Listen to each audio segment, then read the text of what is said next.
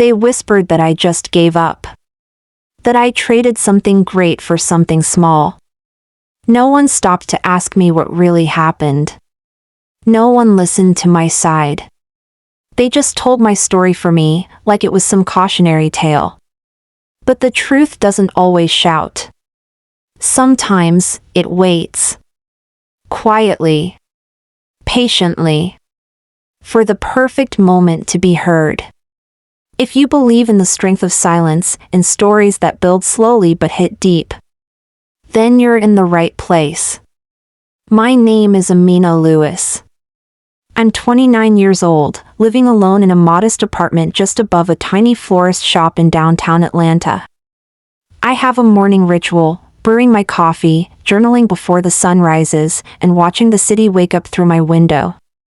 Most days, life feels calm, steady. But it wasn't always this way. For years, I lived inside a story that wasn't mine. A story where I was the lucky girl, dating Marcus Rowe. The guy everyone thought had it all. He was charming. Polished. On the rise professionally. The kind of man who smiled perfectly for photos, said just the right things, and made you feel like you were the only person in the room. I believed him. I believed us. We met in college. Our first conversation was about music and politics and the kind of things that make you feel like you've found someone who truly sees you. We moved in together when I was 25. We had plans. Big ones. Shared calendars, weekend trips, the usual couple dreams. I imagined a future filled with laughter and loyalty. But life doesn't always follow the script. The first signs of trouble were small. The late-night calls he said were work emergencies. The business trips that got suddenly extended. The way his eyes would dart away when I caught him off guard. At first, I ignored the whispering doubts inside my head. I told myself he loved me, that I was just being paranoid. Because who wants to believe the person closest to them is building a secret life? But silence has a way of growing heavy. And sometimes, the quietest moments are the loudest warnings. One evening, after a week of missed texts and cold shoulders, I found my answer, not in words, but in digital shadows. Screenshots. Messages. Dates and times. His phone, 2 phones, hidden apps, secret conversations, different names, the same lies. He wasn't just cheating. He was curating an entire parallel life. That night, I didn't cry. I didn't scream. I didn't confront him.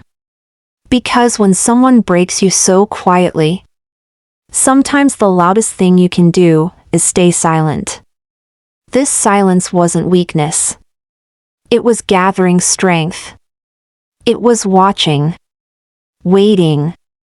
Revenge isn't always about fury or confrontation. Sometimes, it's a quiet reclaiming of power in ways no one expects. I knew Marcus's promotion party was coming. The rooftop cocktail event, glass walls, expensive suits, polished smiles. A chance for him to shine in front of the people who mattered in his career. And me? I was invited. He called me his good luck charm. Said he needed me there to show the world we were strong together. I agreed. But I went with a different plan. That's where the Real story begins. The days leading up to Marcus's promotion party felt surreal. On the outside, I played the part. The supportive girlfriend, smiling through the exhaustion, pretending everything was fine. Because silence doesn't mean you're invisible, sometimes it means you're watching with a quiet, steady focus. I started preparing long before the night itself. Collecting evidence. Organizing screenshots and messages into neat folders. No anger, no chaos, just facts. Dates, times, locations. Conversations that proved what I already knew. I'm not the kind of person to throw fits or drama. I believe in power that's built carefully, step by step. So I created a simple, elegant package, one that said everything without saying a word. I printed out copies on quality paper, then placed each one in a crisp envelope, sealed and addressed. No accusations, no explanations, just the truth. I targeted the people who mattered most. His boss, the man who valued integrity above all else. His mentor, the person who shaped his career and reputation. And the woman he told everyone was just a coworker. Each envelope was discreet but impossible to ignore. I handed them out one by one as I arrived at the party, moving quietly through the crowd like a shadow. I wore a sleek black dress that night, simple, elegant, nothing flashy. The kind of dress that says, "I'm here, but I don't need to prove it." When Marcus saw me, he smiled, unaware. The man who thought he was untouchable. The man who believed his secrets were safe in the dark. I took my seat by the edge of the rooftop, watching as the city lights flickered below. Watching as his charm lit up the room. Watching as the envelopes made their way into the hands of those who would never let lies slide. And then I left. No confrontation. No shouting. Just silence. Later that night, I heard whispers. Rumors swirling like wildfire through the city skyline. People stepping away from conversations, checking phones, casting glances toward the place Marcus had once ruled. Within days, the fallout began. His social media went dark. His promotion? Withdrawn. His reputation? Tarnished. He never spoke to me again. I didn't want to hear his apologies or excuses. I wanted something else, something quieter but far more satisfying. I wanted to reclaim myself. I packed my bags a week later. Moved out of the apartment we shared. Changed my locks, blocked his number, erased his digital footprint from my life. And then I did something small but powerful. I adopted a cat. I named her Closure. Because sometimes, revenge isn't about revenge at all. It's about finding peace. While the world saw a woman who walked away quietly, I was building myself back from the ashes. I started Still Her, a wellness platform for women healing from toxic relationships. We offered guided journaling, support groups, digital detox challenges. A safe space for women to find their voice without judgment. Within 6 months, over 20,000 women had joined.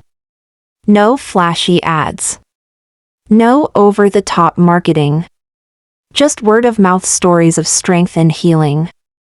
I began receiving messages like, "Thank you for helping me find myself again. Your platform saved my sanity. I'm stronger because of you." That kind of revenge. The kind that grows quietly and blooms in unexpected ways. Is the sweetest victory of all. Healing didn't come overnight.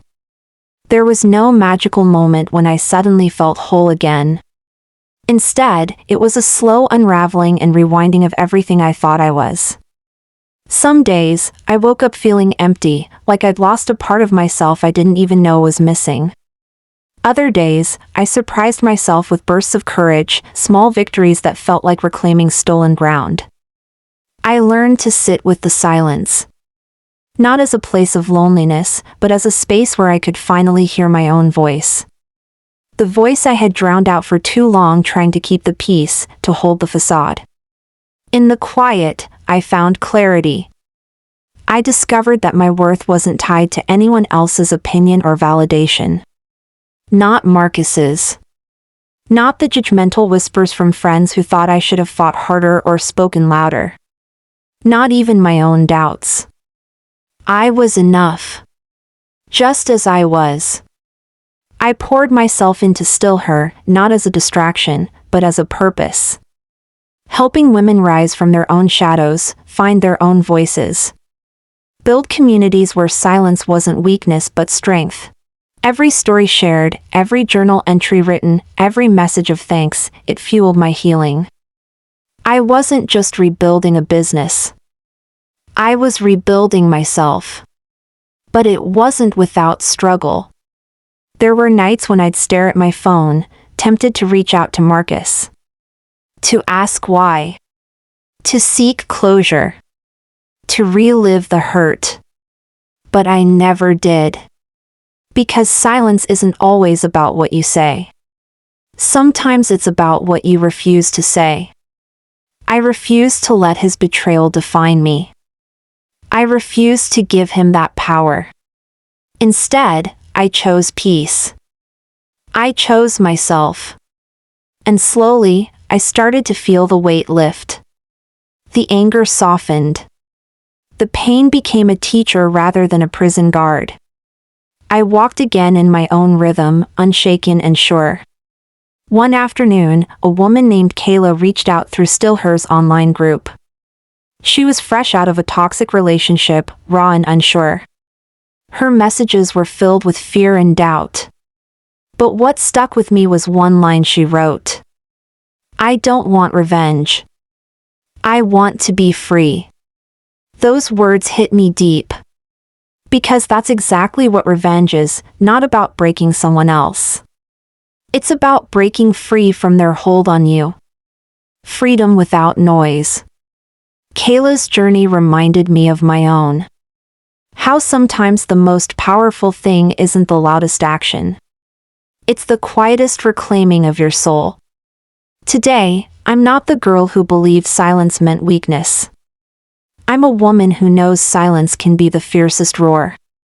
I built something from pain and silence, a platform, a community, a voice for women like me.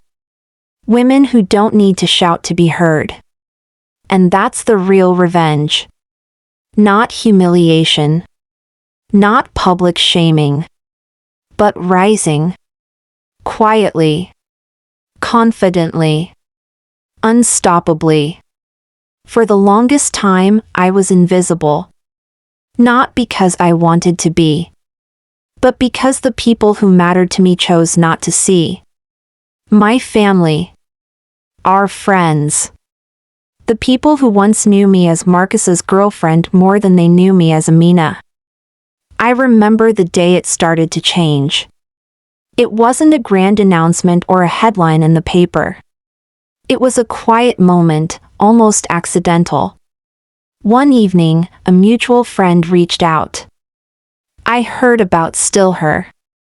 That's amazing, Amina. Her voice was sincere, surprised even. Not because my work was new, but because it had finally crossed from the shadows into the light. Then came the messages. Support from women I barely knew, sharing their stories of healing. Invitations to speak at small events, community gatherings, wellness circles. And slowly, my name began to stand on its own. But the biggest shift was with Marcus. He reached out months later. Not with apologies or explanations. But with a quiet acknowledgement. I underestimated you, he said simply. And for once, I let those words land without reaction. Because recognition isn't about making someone else see your worth. It's about finally seeing it for yourself. Family gatherings became different.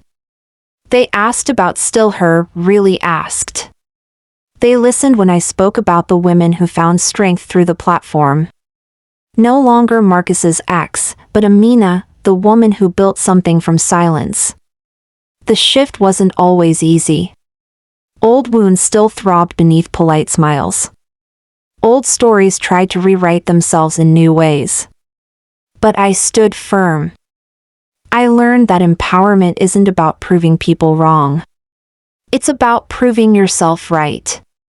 So here I am today. Still healing, still growing, still rising. And more than anything, I'm here to tell you. You don't have to yell to reclaim your power. You don't have to rage to rewrite your story. Sometimes, the strongest revenge is quiet. It's building your life so fully, so beautifully, that the world has no choice but to notice. If you've ever been betrayed, ignored, or silenced, this story is for you. You have a voice. Your silence is not your weakness. Your quiet strength is your power. If this story touched you, I'd love to hear from you. Where are you watching from? What quiet victory are you building today? Drop a comment below. Subscribe to join a community that believes in strength without noise. Thank you for being here. Until next time, stay grounded, stay kind, and never forget, your story is still unfolding.